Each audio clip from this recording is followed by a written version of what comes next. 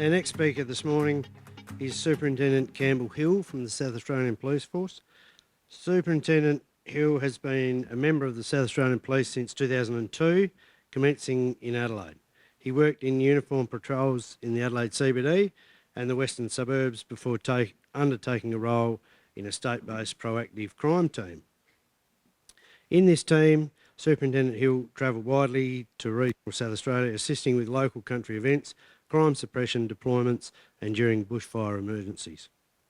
In January 2019, Campbell commenced in the inaugural position of Operations Manager for the Limestone Coast Local Service Area. During this time, Campbell oversaw SOPO operations across the Limestone Coast, including events such as the Lucindale One Night Stand, numerous emergency events, including numerous serious bushfires, road fatalities, marine emergencies and serious crime incidents. In response to ongoing regional crime such as fuel and stock theft, farm trespass and other crimes impacting primary production and other ag efforts, Campbell developed an interest in researching rural crime policing trends. This led to engagement with national and international practitioners in the rural crime space and a seat at a national rural crime intelligence group. Campbell was promoted to the rank of Superintendent in July 21 and remained in the Limestone Coast as the Local Service Area Commander. His interest in rural crime issues continues as the State Operations Service Portfolio Liaison for Rural Crime and Operation Poach Coordination. Campbell's wife is the Sergeant in charge of the Crime Prevention Section in Limestone Coast and they enjoy living in the region with their children. Campbell will talk today about farm security. Thanks, Campbell. Thanks very much, appreciate it. Good morning, everyone. Thanks very much for having me in today, and Sheep Connect and PIRSA and everyone else involved, I appreciate it. Coming through the doors with some sense of imposter syndrome in terms of the industry and the expertise in the room was then completely amplified seeing the last of that presentation there. So I think the extent, as you've heard, the prominence of my career to date has been metro-based, and I think any awareness I had about sheep industry or anything along that line would have been derived from Footrot Flats many, many years ago. So in terms of things, I don't for a minute intend to prescribe anything that will delve into industry. It is just so complex and there's so much going on. There are so many other challenges of which farm security is just one aspect. So from the outset, we understand and appreciate the job that you're all doing out on the land in industry and all the other support elements to the industry overall. Really, this is a very broad presentation and it's designed to be broad because any of the principles behind crime prevention and farm security can likewise, in a transferable way, be applied to a townhouse in any CBD of any major city in Australia. They are really basic core principles that we're looking at, but there is some specific information that we've got that has obviously a regional focus and certainly the relevance for yourselves in this industry. So again, in terms of managing those expectations, I don't come from the land, I don't live on a farm, had some experience as a probably unpaid lackey working on uncles and aunties' farms over the years growing up, but have appreciation for the isolation that can exist on the farms and the impacts that crime has then, along with all the other work that's going on. And as we saw in the latter part, certainly that I saw of that presentation there is so much work that goes into farm management and just working within the industry, everything that needs to be done, the timeframes that you're working to and the expense involved, that those impacts of crime to rural industry, primary produce, etc., are so much more than whatever a dollar value that you can put to it. So we understand that it's something that we take really seriously. We don't accept victimisation at any step, let alone for those of you who are doing your very best in trying conditions to then have people blowing through and trying to take advantage of those impacts there. So as I speak through it, there's just a few of these broad figures that I intend to speak to today. I'm happy to take questions going through. If there's anything that wildly flies against your experiences, happy to take those things in real time rather than needing to wait till later. Likewise, as Jodie mentioned, I'll be hanging around for a little while at the end of this presentation as well if there are people that want to catch up with us. So the impacts more widely. So we know, as I said, we are talking about communities and people that work in a region where predominantly it is an isolated environment. We are talking farms, we are talking about rural properties. If we're lucky, we've got live-on property managers and the like. But a lot of the times we're looking at instances and offending that is occurring sometimes in the middle of nowhere. There is no immediate police response at the time. In terms of obviously stock theft and particularly, theft of sheep and cattle, etc. Sometimes we don't know about it for months, and that's even if we do know about it. And I'll go into a little bit more in a moment. The impacts can be really quite significant. University of New England, based in Armidale, New South Wales, has got a Centre for Rural Policing. They are taking what has been a chronically understudied element in terms of victimology and criminology and all things impacts of crime, and they are making leaps and bounds to try and bridge the gap between what we know about victimisation for rural-based victims and obviously the impacts that it has further into the industry. They recently undertook a farm crime survey in New South Wales covering all of rural New South Wales across all of the industries, including aquaculture. And out of that, they've derived some really clear statistics from that survey that was completed 2021. What it showed is that up to 80% of people working on the land have been victimised at some point in time during the length of their careers as they've been working out there. That's the 80% we know about, let alone those that are crimes that are occurring and impacting people that just doesn't get made known to police. In terms of crime statistics for South Australia, we really don't have a lot by comparison, and I'll go in a little bit to a bit of a factor that contributes to that in a moment. But in terms of crime statistics, I could stand up here and give you dollar values of what we know. I could give you instances in terms of numbers for what we know.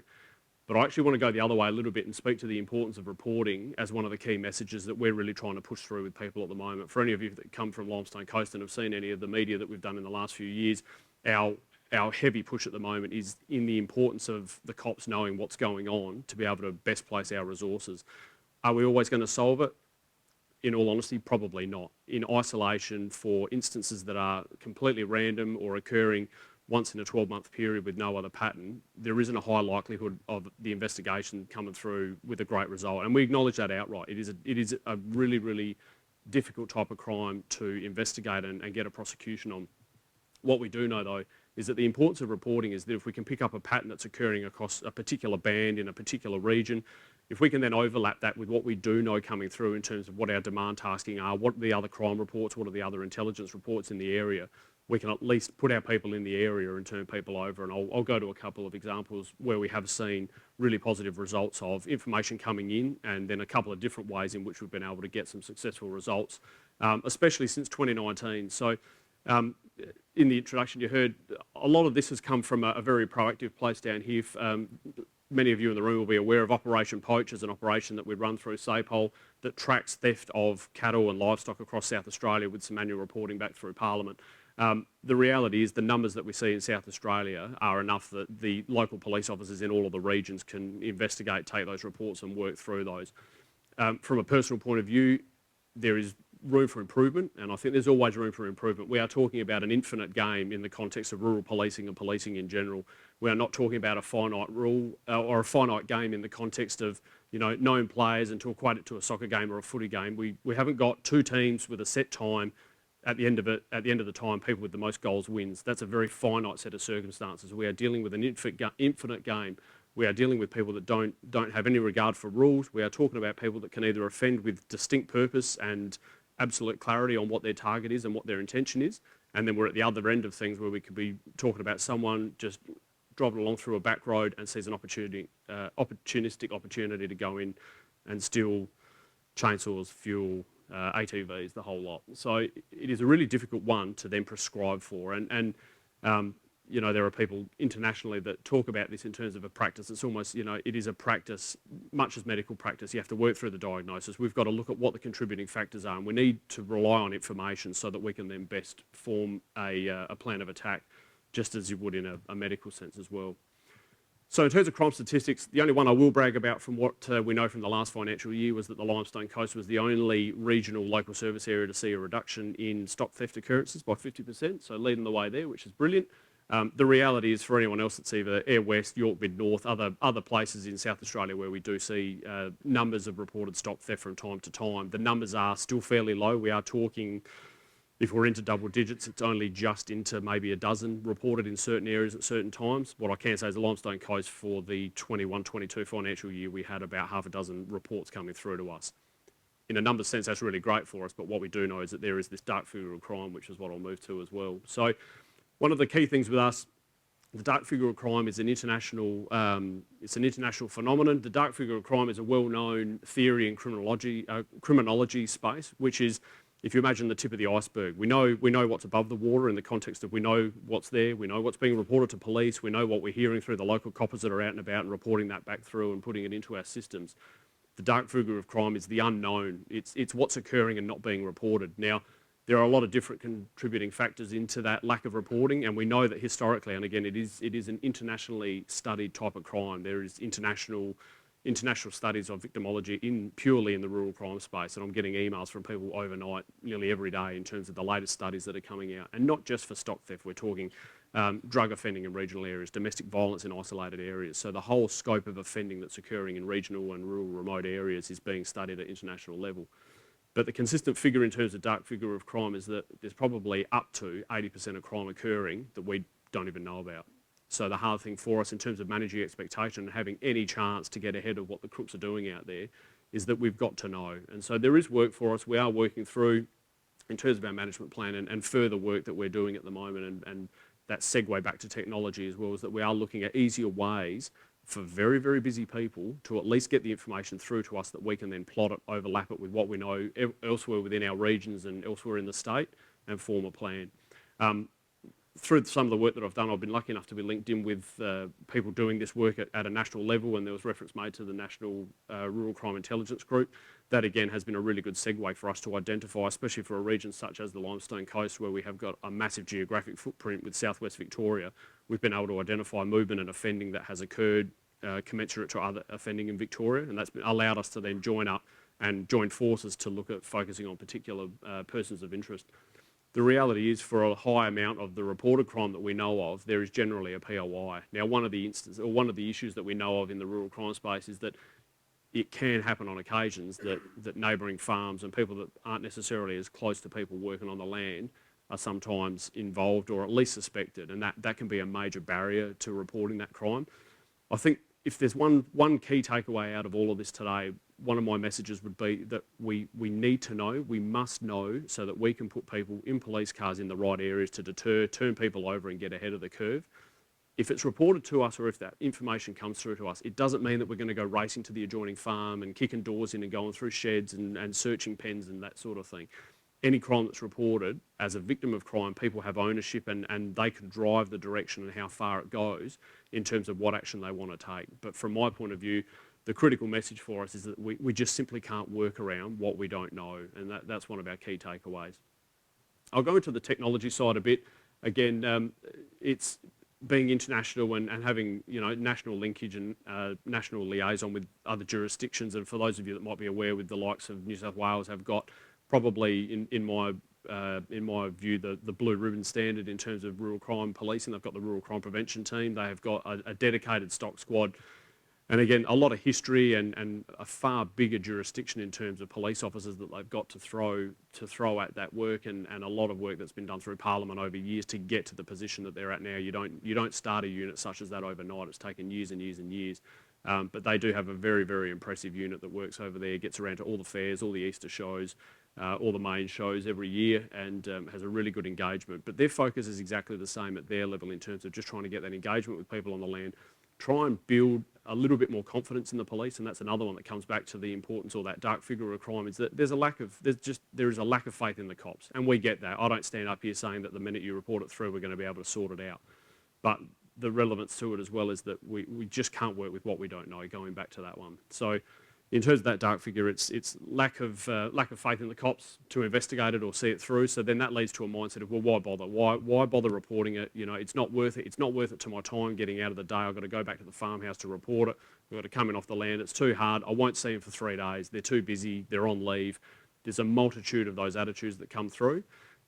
The information that can come through to us can come through on 131444. There can be online information reports come through. And even more importantly, again, we've got Crime Stoppers online. You can ring it through on 1800 333 000. But you can remain anonymous on that one too. And if you've got a name, if you've got a suspicion, if you've got concerns about movements or behaviours in areas, concerns about certain people that have moved into a particular property with, comings and goings all night, we are dead keen in knowing about that. And that is one where you can remain totally anonymous, but we're still getting the information that we can then overlap 3 or 4 things together and away we go. And we've seen that regionally in the Limestone Coast. We've had people that have been victimised at times. We've had some people that have been repeat victimised.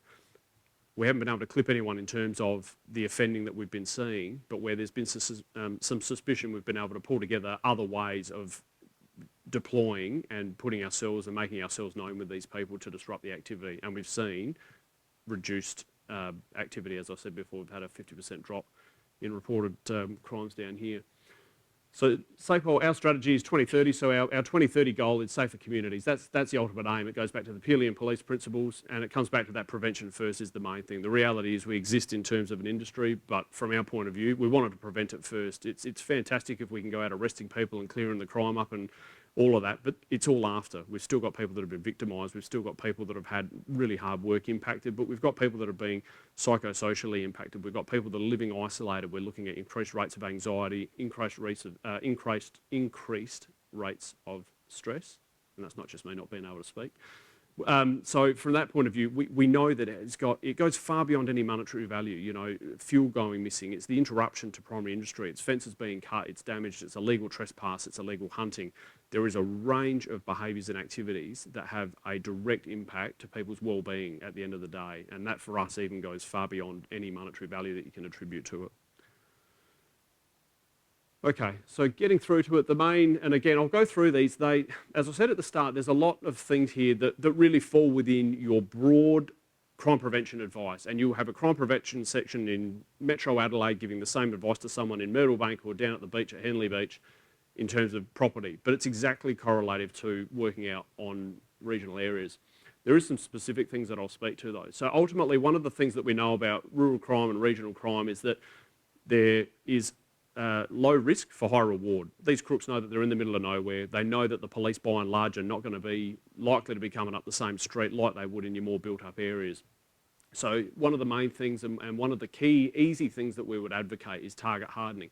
And again, I know that these things that I'll speak to, if I don't see an eye roll or some eyebrows go up or even a shake of a head, I'll be surprised, because I know that there are things that we suggest as a baseline crime prevention treatment, but they have an impact to day to day. It is not that easy to do every single thing that I'll speak about here without having an impact to time and blowing your day out by 3-4 hours. And from the very limited time I've had on farms, I know very well that to get one job done, you've got to do 3 or 4 before you can get the original one done. I'm well aware that it comes at an impact. So, as I say, the intention is not to spruik to it from that point of view.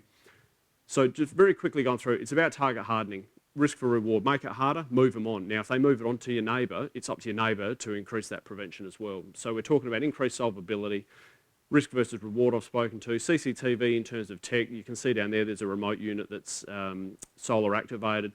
We've seen a lot of luck out of it. We had one person last year who's currently in jail doing a custodial sentence for stealing 8 bales of hay worth about wool worth about 12 grand, according to my reports.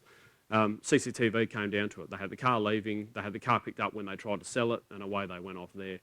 Sensor lighting is really important. Again, these really basic things, sensor lighting so that they're going off, centre pivots getting targeted. More often than not, the access roads are coming off of the other roads into a centre pivot where the fuel tanks are. We know that even just some sensor lighting is enough to spook them and deter them and move them on. Signage on the gates, letting people know, as it's got up there, CCTV in operation, it's enough for someone to second guess it. And if someone's coming along and they see that, if it's enough for them even to be remotely unsure as to whether they want to go ahead and have a crack at the farm and they move on, we've won straight away. Gate security, again, which can be a real pain in the butt, moving between, especially when you've got a large property or a large expanse, moving between and locking gates behind can be, interruptive to the day, but we know that it makes it just that extra. And if we can delay the crooks getting around and moving around a property, then all the better. Photographing property and property marking are, again, really basic ones, welding on your bigger things, on your bigger equipment and machinery. But property marking, we've got options including engraving data dots, which for those who aren't aware is a very scientific, but it's kind of impressive. It's almost like a DNA with a unique data dot set that can actually be sprayed on things. It's invisible, but if things get stolen, we've got the ability with UV lights and black lights and similar to bring it up and actually identify a property and then link it back to owners. UV pens as well is another way that you can mark things with distinctive names. Just as a quick example, and again, this just goes back to my core messaging about just getting the information to us as our main beg out of this. So this here was a trailer. This is a trailer that pumps water out of a water tank at Congarong, just south of Mount Gambier. Middle of fire danger season last year, the 4 tyres and the generator go from it, rendering it completely useless. We're in the middle of fire danger season. We'd already had about 40 or 50 fires by that time, and we're now down 100 litres of water that could have a major impact on a fire for us. Usually that sort of crime, again, could be reported to us. We've got a generator and 4 tyres file, nothing for techs. You know, we haven't got any fingerprints. It's been out in the weather for a few days, so away we go. The fact that we heard about it to start with, we got a photo of some of the tyres that were fitted to it. So the photo you can see on the left is exactly the same with that Sunraysia type rim. We did some local media with it. Within 3 days, we had people in the bin for it. So I got to call them idiots in the media, which was really good fun. But as you can see there, so we ended up getting 2 slotted for that. They had the tyres, the generator, and a stack of other stolen property. So clearly been offending across other places that, again, we weren't aware of. And we're talking people that are, by and large, from the land sometimes. They might be blow-ins that are coming in doing shearing, and it is not my intent for a second to label anyone doing any particular work, but experience has told us at times that there can be desirables that come through. And if they've got a little bit of that knowledge about how it works on the land, how processes and systems work, they can come back and target them later. Another one as well, and again, just in the context of it being very tech-focused for you today, this is one here for those that are interested. So UNE has got the Centre for Rural Criminology. So if you're interested in that, I would certainly recommend having a look at that. They are the gurus in Australia, and they're running some really impressive studies at the moment. They're working really closely with New South Wales RCPT in terms of not only the farm crime surveys and building pictures for what the rural crime impacts are, but they're actually looking at the technological sides of crime prevention as well. So we're talking DNA, they're exploring DNA for livestock. The one that they've done most recently was in March this year, where they looked at these smart tags. So for the trial itself, you'll see that it's wearing a collar. That was just from a welfare point of view. They didn't want to run a trial and put them into ears for the duration of a short trial, so they're wearing the collar. But what they found with this one was that they, again, speaking of the signage that you've got up the top there, sign on the gate, satellite monitoring. It's a deterrent straight away. Now, you don't want to put things up if you can't back it up, but with this particular one, and again, these are, if you were to Google rural crime or mock theft trial, it'll bring up the articles from UNE and other outlets. But what they did was they had these sheep ready to go, they GPS tracked, and it's actually got sensors within the actual clips themselves that will give the owners an update in terms of agitation. So if there's a high level of agitation, so if it looks like they're being penned up and moved, it will give a higher level. It'll come through in a text message, an email, a WhatsApp. There can be a real-time notification to the farm manager or to whoever's in charge that things are happening. And they ran a trial of it in New South Wales. So the cops were on board, they were ready to go, but they didn't know how or where it was going to happen. They set the system up, and the thieves went in and they mustered up about 20 of the sheep and got moving with it.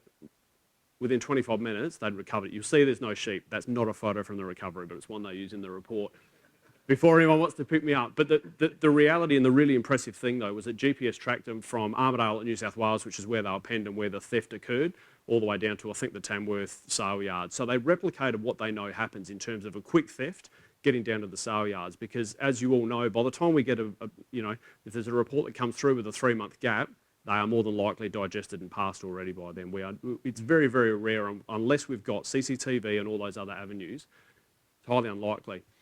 I haven't gone too much into the SAPOL element of our rural crime and farm crime advice because it's all online, and our crime prevention people are working out here today. They're here all day, so come and say good day. You can leave your names if you'd like some hard copy booklets and things sent out. South Australia Police website, though, down at rural security, and you can get a lot of different information there. You've got a booklet, animal activists, livestock, grain theft, machine security, but it includes within the main booklet a rural security assessment that you can do. This is a self-assessment that you can do, where you can have the local copper come out if you want and actually go through the property and work through the checklist, looking at where are you exposed. There's another method you could do as well, is to do it with your neighbour's property if they're on board and don't think you're being too creepy around their property, but actually removing yourself from your own area where you know the ins and outs of the property, and actually go to someone else's property and look at it from a third person. If I was a crook driving past, or if I wanted to target it, go and targeting fuel, equipment, whatever, how would I go about doing it?